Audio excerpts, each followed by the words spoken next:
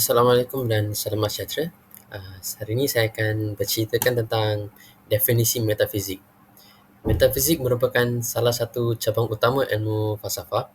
Dia membincangkan persoalan asas tentang sifat realiti, hubungan antara aspek fizikal dan bukan fizikal di dunia. Dia cuba menjawab soalan tentang apa yang wujud dan bukan wujud. Contoh metafizik adalah ontologi, alam semesta dan realiti. Ontologi ni dia kajian tentang apa yang wujud. Kalau alam semesta pula dia soalan metafizik tentang sifat alam semesta, dan realiti adalah bagaimana kesedaran manusia berkait dengan realiti. Metafizik menjadi subjek perdebatan berterusan dengan ahli falsafah. Dia juga mengembangkan pandangan dan teori yang berbeza mengenai isu metafizik ini. Metafizik dia selalu berkait rapat dengan agama, mistik dan sains, dan dia memberi sumbangan penting kepada pemahaman kita tentang sifat kewujudan realiti. Itu adalah asas definisi metafizik.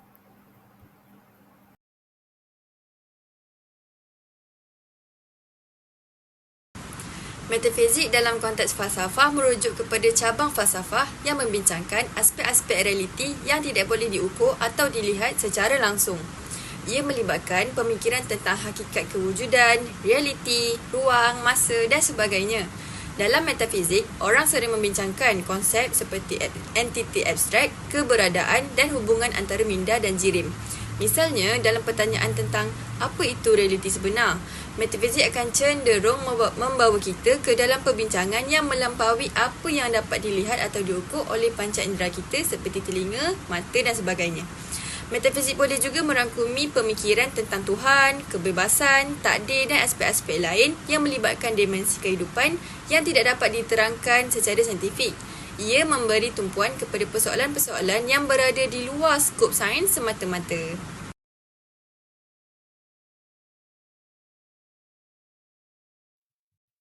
Dalam Islam, tauhid merujuk kepada kepercayaan kepada keesaan Tuhan. Ini bermakna hanya Allah yang berhak disembah dan tidak ada yang setara atau sebanding dengannya. Salah satu sifat Tuhan adalah Rahman dan Rahim, iaitu mencerminkan kasih sayang dan kebesarannya. Keyakinan tentang kehidupan selepas mati dan hari kiamat juga penting, di mana individu akan dihidupkan kembali dan dihisap atas amal perbuatannya. Konsep batin atau qadar menekankan bahawa segala yang terjadi di dunia ini adalah ketetapan Tuhan, namun kebebasan manusia juga diakui dalam pengambilan keputusan.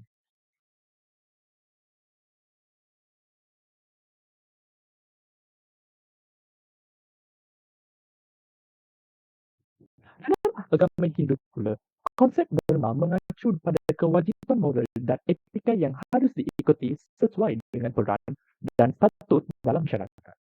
Karma sebagai hukum aksi dan reaksi menjelaskan bagaimana amal perbuatan saat ini mempengaruhi kehidupan masa depan.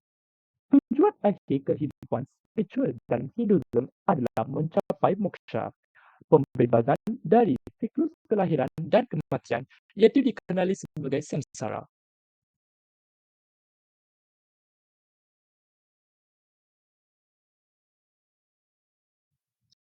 Lain sekali, dalam ajaran agama Buddha terdapat 4 kebenaran mulia yang mengungkapkan hakikat penderitaan, asal mula, berakhirnya, dan jalan menuju berakhirnya penderitaan. Jalan mulia atau Noble Eightfold Path adalah panduan praktis untuk mencapai pencerahan. Konsep nirwana dalam Buddha adalah keadaan bebas dari penderitaan dan siklus kelahiran dan kematian. Ini juga mempengaruhi pandangan Buddha tentang hakikat keberadaan. Dalam ringkasan, setiap agama memiliki konsep uniknya sendiri tentang kehidupan spiritual, etika dan tujuan akhir. Semoga pemahaman ini memberikan wawasan singkat tentang perbezaan dan persamaan antara Islam, Hinduism dan ajaran Buddha. Terima kasih.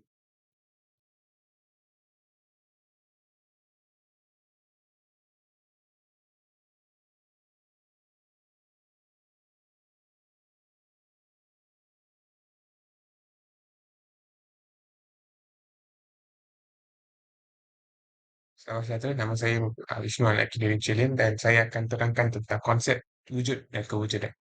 Jadi apa yang maksud konsep wujud dan kewujudan kan? So, itu yang saya akan terangkan lah. So, jadi konsep ni dalam konteks metafizik sering menjadi teras kepada pelbagai perbincangan falsafah. Metafizik ialah cabangan falsafah yang mengkaji aspek di luar dunia fizikal dan juga pengalaman empirikal. Dalam metafizik, wujud dan kewujudan adalah dua konsep utama yang sering dibincangkan. Jadi marilah kita membincangkan kedua-duanya. Jadi, apakah itu maksud wujud? Dalam konteks metafizik, wujud merujuk kepada realiti atau kewujudan suatu entiti. Untuk lebih difahami, ahli falsafah seperti Thomas Aquinas mengembangkan konsep analogi wujud yang menyatakan bahawa wujud mempunyai tahap kewujudan yang berbeza yang boleh digunakan untuk pelbagai entiti mengikut tahap aktual dan potensi mereka.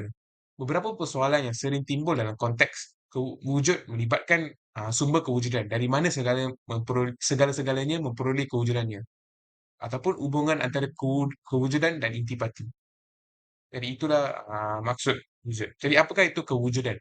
Kewujudan merujuk kepada intipati ataupun intipati entiti yang menerangkan apa yang menjadikan entiti itu apa adanya. Persoalan yang berkaitan dengan kewujudan termasuk sama ada kewujudan diperoleh melalui proses atau wujud secara awal. Perbincangan tentang kewujudan selalu melibatkan persoalan sama, ada sesuatu entiti boleh mempunyai kewujudan tanpa kewujudan fizikal atau sama ada kewujudan hanya boleh dimiliki oleh entiti konkret. Dalam metafizik, beberapa aliran pemikiran mungkin mempunyai pendekatan yang berbeza terhadap hubungan antara makhluk dengan makhluk. Setengah ahli falsafah berpendapat bahawa wujud dan kewujudan adalah perkara yang berasingan, sementara yang lain mungkin berpendapat bahawa kedua-duanya saling berkaitan atau tidak boleh dipisahkan.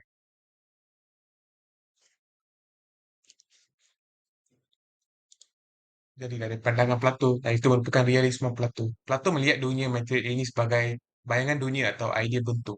Dunia bentuk ini dianggap lebih nyata dan kekal berbanding dunia sensasi. Kewujudan sebenar menurut Plato ialah kewujudan idea atau bentuk ini. Dari pandangan Aristotle pula, iaitu merupakan hylomorphism Aristotle. Aristotle melihat kewujudan sebagai hasil penyatuan jirim dan bentuk. Segala sesuatu di dunia ini mempunyai zat yang membentuknya dan bentuk yang memberikan identitinya. Kewujudan objek yang difahami melalui pernyataan ini. Itulah apa yang diterangkan dalam konsep kewujudan Aristotle. Jadi, dari pandangan Martin Heidegger pula, iaitu merupakan Heidegger dan ontologi. Dia menekankan konsep ontologi, di mana konsep kewujudannya merujuk kepada hubungannya dengan dasin ataupun kewujudan manusia. Bagi Heidegger, kewujudan adalah penjelmahan makna dalam konteks kewujudan manusia di dunia. Setiap teori ini memberikan pandangan unik tentang sifat kewujudan dan pemahaman tentang kewujudan dalam metafizik. Jadi, ia merupakan terus berkembang seiring dengan perkembangan pemikiran falsafah. Dari pandangan Thomas Aquinas pula, iaitu dipanggil Theisma Thomas Aquinas. Aquinas menggabungkan pemikiran Aristotelian dengan ajaran agama. Bagi Aquinas, kewujudan adalah anugerah daripada Tuhan dan Tuhan adalah kewujudan dunia. Segala yang wujud di dunia ini mencipta kewujudannya melalui Tuhan.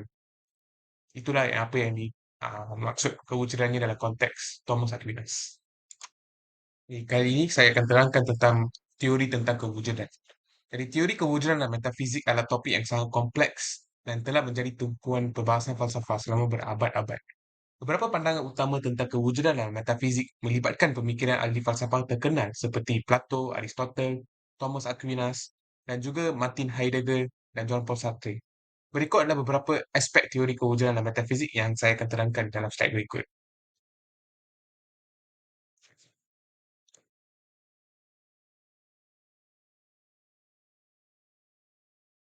Hai dan Assalamualaikum, nama saya Nur Karasawa binti Sahak. Saya akan menerangkan tentang teori materialism.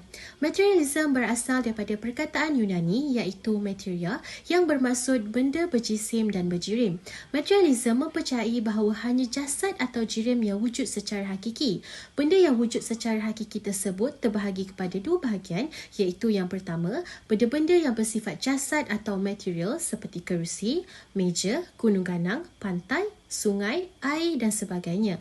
Yang kedua pula, benda-benda yang bukan material seperti idea-idea yang berlegar-legar dalam minda kita. Materialism berpendapat bahawa idea tidak mempunyai realiti yang tersendiri tetapi ianya bergantung kepada sesuatu yang bersifat jasad iaitu otak.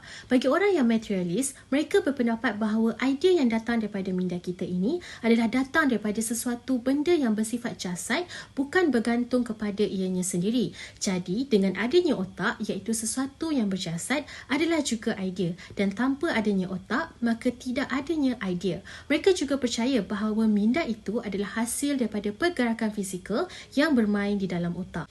Para materialis juga berpendapat bahawa kewujudan sesuatu yang bukan material dan yang juga bukan bersifat idea seperti kepercayaan terhadap alam gaib, roh dan sebagainya adalah karut dan sebenarnya tidak wujud tetapi hanya wujud dalam imajinasi kita. Materialism juga amatlah cenderung untuk mengejar hal kemedaan dan duniawi. Idealism bermaksud salah satu bentuk menisma yang berdiri daripada sendiri dan berbeza dengan keyakinan menisma lainnya seperti fisikalisme dan materialisme. Ini bermaksud, secara luasnya definisi ini memberi maksud idealisme yang dapat bercakup berbanyak sudut pandang agama meskipun sudut pandang kebutuhan idealis belum tentu termasuk Tuhan, makhluk gaib dan ekstensi setelah kematian. Ideal juga biasa digunakan sebagai apa? Sebagai kata sifat untuk menunjukkan kualitas, kesempurnaan dan keinginan dan keunggulan yang sama sekali asing dengan penggunaan epistemologis. Dari kata lain juga, idealisme ini berkaitan dengan representasi mental secara internal. Kita pergi pada bahagian contoh. Dalam contoh saya bagi 3. Yang pertama, haliat masyarakat ataupun haliat ramai orang. Kedua, daripada karier ataupun pekerjaan. Ketiga, pada bidang politik. Okey. Saya bagi ketiga contohnya mempunyai maksud masing-masing. Yang pertama, contoh idealism dalam kehidupan seseorang biasa mencakupi beberapa bagai aspek. Yang pertama, contohnya daripada segi haliat ramai orang. Ramai orang mempunyai idealism tinggi dalam satu moral, mungkin mengutamakan kejujuran ataupun integriti dalam segala situasi. Bahkan perkara itu tidak membawa keuntungan ataupun tidak membawa kepada faedah untuk diri mereka. Yang pertama. Yang kedua, kita pergi bahagian pada pekerjaan pula. Seseorang dengan idealism yang kuat mungkin mengejar karier yang sejalan dengan nilai-nilai ataupun tujuan mulianya. Misalnya, mereka memilih pekerjaan di organisasi ataupun masyarakat, memiliki misi sosial dan memberikan dampak positif pada masyarakat. Itu mereka punya bagi apabila mereka mempunyai idealism mereka masing-masing. Pada bahagian politik pula, kita pergi pada bahagian politik. Idealism juga dapat mencermin dalam pandangan politik seseorang. Seseorang yang idealis dalam konteks politik mungkin berusaha untuk mendukung kebijakan dan parti yang dianggapnya sesuai dengan prinsip-prinsip kemanusiaan, keadilan dan kebebasan. Penting juga dicatat bahawa idealism dapat bersifat peribadi dan bervariasi antara individu.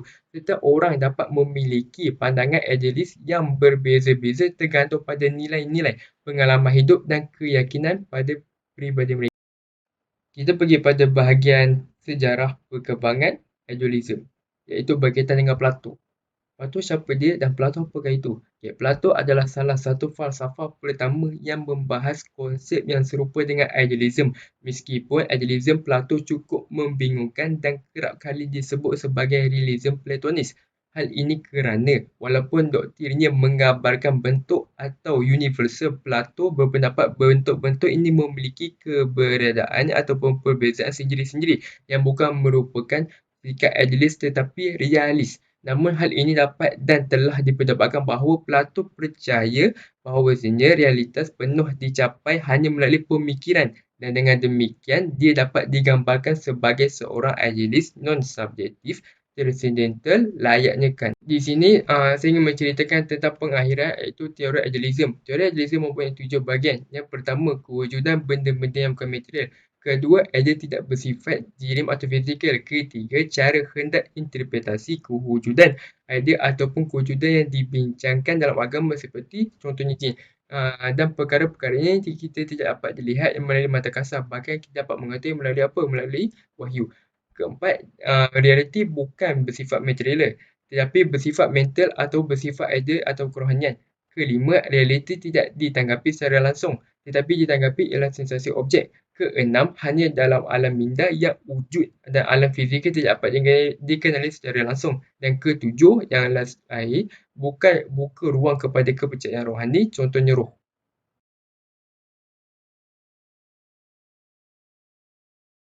Lima cabang utama dalam sistem metafizik. Yang pertama sekali ialah mekanisme. Mekanisme ialah proses mental untuk menerangkan sesuatu fenomena itu, membayangkan kelakuan yang seragam yang boleh diterangkan dengan mudah dan saling berkait. Segala peristiwa yang berlaku, baik yang merangkumi benda hidup ataupun bukan, adalah menurut rentetan sebab dan akibat tanpa sebarang pengecualian. Seterusnya, determinisme. Determinisme berasal daripada perkataan Latin terminus, ia bermaksud penghujung. So, ia boleh ditakrifkan sebagai satu fahaman falsafah yang menyatakan bahawa segala tindakan manusia boleh diterangkan secara sebab musabab, psikologi, sosiologi atau lain-lain. Sedangkan arti kata lain, segala yang terjadi hanyalah mengikut hukum yang telah ditetapkan, tidak mungkin berlaku sebaliknya. Yang ketiga, idealisme. Idealisme ialah nama untuk teori falsafah yang berlandaskan pendapat yang menyatakan bahawa dunia luaran, external world, hanyalah gambaran akal. Oleh itu, pengetahuan manusia tidak lebih daripada kesedaran idea dalam akal. Realisme merupakan satu doktrin yang menyatakan bahawa alam sejagat ini wujud secara nyata dan objektif. Dunia luaran adalah dunia yang nyata dan kewujudannya merdeka daripada akal pengetahuan manusia. Jadi dia tidak boleh diakui adanya sesuatu perkara di sebalik alam nyata jika ia tidak boleh dibuktikan dengan pengalaman. Penganut fahaman ini juga berpendapat bahawa fikiran manusia mempunyai keupayaan untuk menerima perkara yang agak serupa antara satu sama lain. Indeterminisme. Indeterminisme ialah antitesis kepada determinisme yang mengikut fahaman ini tidak semua tindak tanduk manusia boleh diterangkan secara sebab dan akibat kerana manusia mempunyai hak untuk bebas memilih dan menentukan kemahuannya. Segala fenomena di dalam alam tidaklah semata-mata bergantung pada hukum sebab musabab. Hukum sebab dan akibat dibatalkan oleh kejadian yang berpunca daripada diri sendiri. Ia tidak bersebab kepada keadaan sebelumnya dan ia tidak melibatkan Tuhan. Kebebasan memilih merupakan sesuatu yang spontan untuk mencapai kebahagiaan atau kebaikan.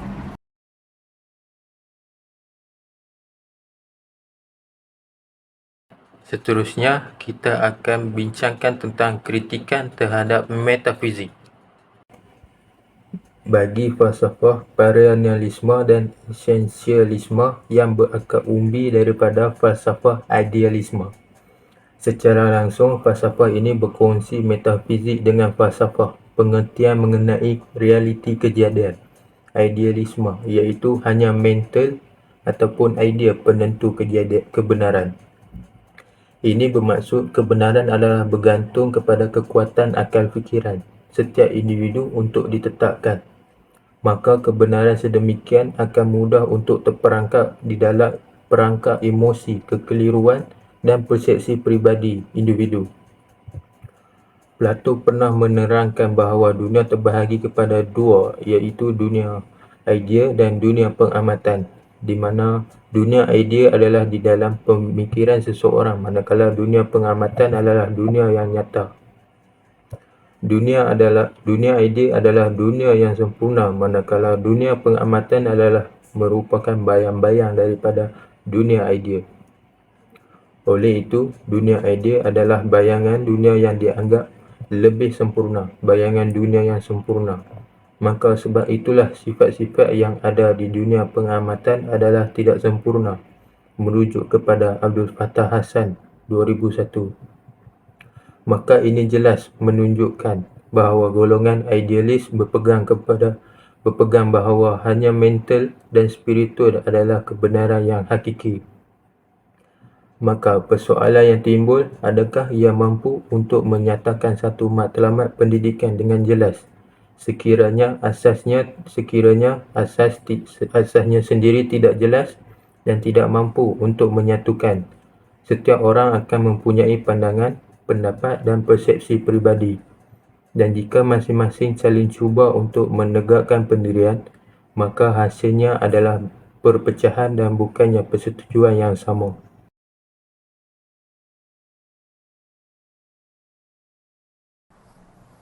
Selain itu, terdapat beberapa cabaran metafizik yang harus menjadi fokus dalam perbincangan ini, antaranya asal-usul dan tujuan kehidupan, iaitu menceritakan tentang apakah tujuan sebenar atau makna kehidupan. Adakah terdapat satu tujuan universal atau setiap individu mempunyai tujuan yang berbeza-beza? Pertanyaan ini telah diperdebatkan oleh pemikir-pemikir filosofikal agama dan ahli pemikiran sepanjang sejarah manusia. Pendekatan terhadap pertanyaan ini bervariasi bergantung kepada pandangan ontologikal, kepercayaan agama dan nilai-nilai individu. Salah satu perspektif yang dapat diambil, pandangan agama. Banyak agama mengajarkan bahawa tujuan sebenar kehidupan terletak dalam hubungan manusia dengan Tuhan atau realiti rohaniah. Agama-agama ini memberikan panduan moral dan etika untuk membantu manusia mencapai makna dan kesejahteraan spiritual. Yang kedua, kewujudan abstrak. Apakah status kewujudan entiti abstrak seperti konsep matematik, moraliti dan atau keindahan? Ini juga memberikan penekanan kepada isu-isu filsafat seperti kebebasan, ketentuan dan hakikat realiti. Pemikiran dalam bidang ini terus berkembang dan memberikan sumbangan kepada perkembangan metafizik dan filsafat ilmu. Dan yang ketiga, konsep ketuhanan. Adakah Tuhan wujud dan jika iya, apakah sifat-sifat dan peranannya dalam kehidupan manusia? Pendekatan terhadap pertanyaan ini sangat bervariasi bergantung kepada kepercayaan individu, tradisi keagamaan atau pandangan filsafat. Berikut adalah beberapa pandangan yang berbeza. Pertama, theism. Kepercayaan bahawa Tuhan wujud dan mempunyai peranan yang aktif dalam penciptaan dan pengurusan alam semesta. Tuhan dipandang sebagai entiti yang maha kuasa, maha tahu dan maha adil. Yang kedua, atheism. Atheism adalah ketiadaan kepercayaan terhadap kewujudan Tuhan. Atheis tidak meyakini adanya Tuhan atau entiti rohaniah yang mempunyai peranan dalam kehidupan atau penciptaan.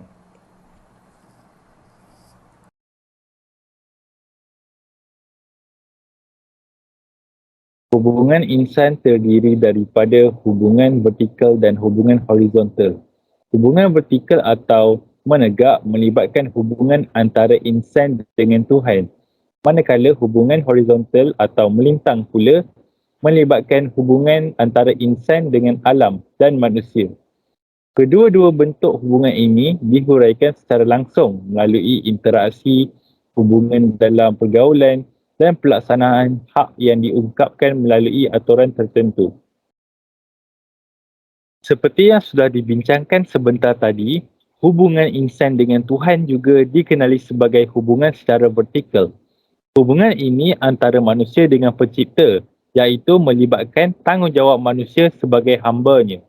Hubungan ini juga telah dibincang serta dibahas dalam Natural Theology dan Philosophy of God. Antara matlamat utama dalam falsafah agama adalah untuk meneliti dakwaan agama dalam persoalan berikut. Antara persoalannya ialah, adakah Tuhan wujud? Adakah kepercayaan agama mempunyai asas? Mengapa nilai kejahatan wujud? Seterusnya, terdapat 3 aliran falsafah yang melibatkan hubungan antara insan dengan Tuhan. Antaranya ialah teisma, di mana fahaman ini berasal dari perkataan Yunani, iaitu theos yang bermaksud Tuhan. Aliran ini mempercayai bahawa Tuhan merupakan pencipta dan pengurus alam ini. Tuhan adalah sebab bagi yang ada di alam ini dan segalanya adalah berdasarkan kepada sebab. Aliran ini terbahagi kepada 2, iaitu monoteisma, di mana kepercayaan hanya ada satu Tuhan yang wujud, dan politeisma, iaitu kepercayaan Tuhan itu wujud lebih daripada satu. Aliran kedua ialah atheisma, di mana fahaman ini berasal dari perkataan Yunani iaitu atheos yang bermaksud tanpa Tuhan. Aliran ini kurang atau tidak langsung mempercayai tentang kewujudan Tuhan. Aliran ketiga ialah agnostisisma, di mana fahaman ini berasal dari 2 perkataan Greek iaitu a dan nastos, di mana apabila digabungkan menjadi agnostik, di mana agnostik ini bermaksud tidak tahu. Fahaman ini berpandangan bahawa manusia tidak boleh mengetahui adanya Tuhan kerana ia difahamkan bahawa fahaman manusia adalah terhad.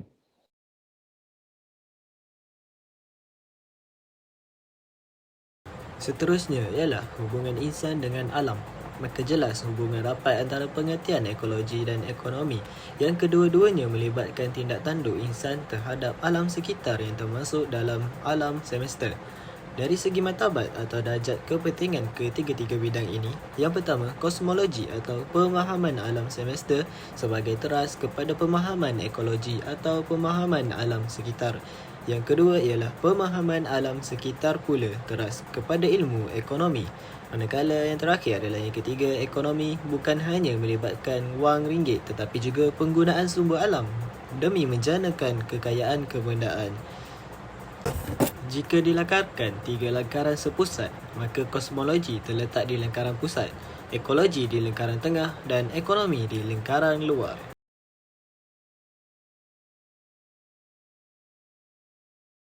Kesimpulannya, metafisik ialah ilmu falsafah yang mengkaji realiti. Antara contoh persoalan dalam metafisik adalah contohnya apa itu alam semesta, adakah Tuhan wujud dan sebagainya. Terdapat dua jenis metafisik, iaitu pertamanya berdasarkan falsafah, iaitu mengaji fenomena alam di peringkat paling abstrak.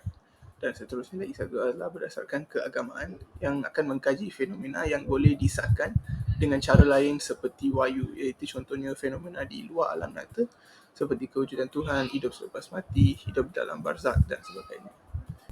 Seterusnya, bagi teori metafizik pula, ia bagi kepada dua, iaitu pertama teori berdasarkan idealisme dan seterusnya teori berdasarkan materialisme.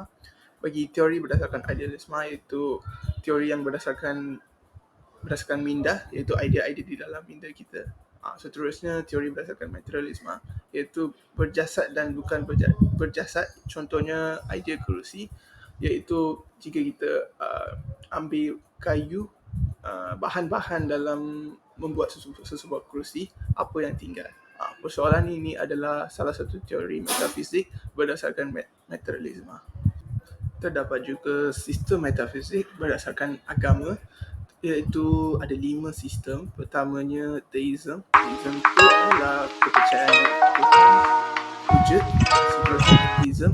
Atheism adalah sesuatu kepercayaan iaitu Tuhan tidak wujud. Seterusnya agnosticism.